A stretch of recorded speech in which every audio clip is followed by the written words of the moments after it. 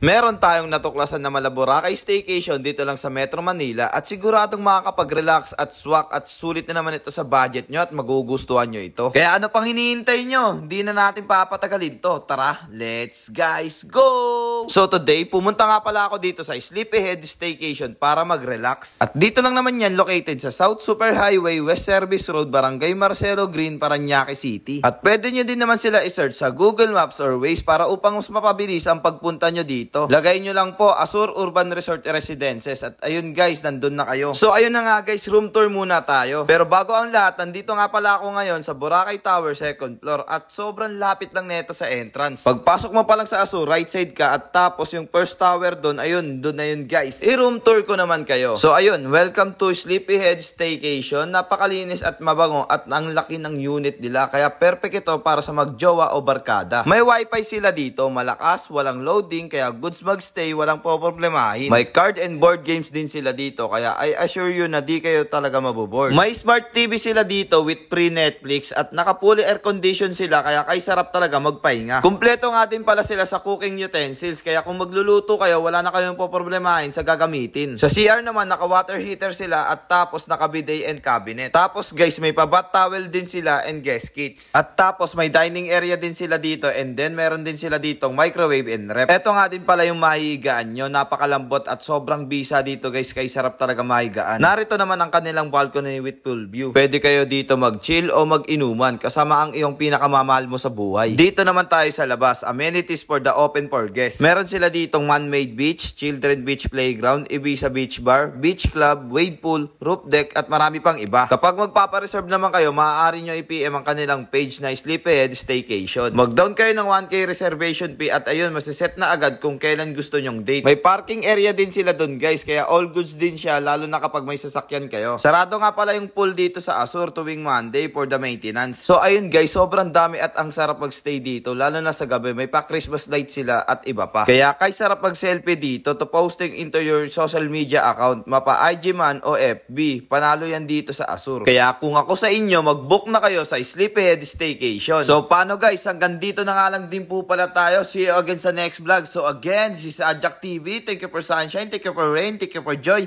Ingat, salamat, bye-bye, bless!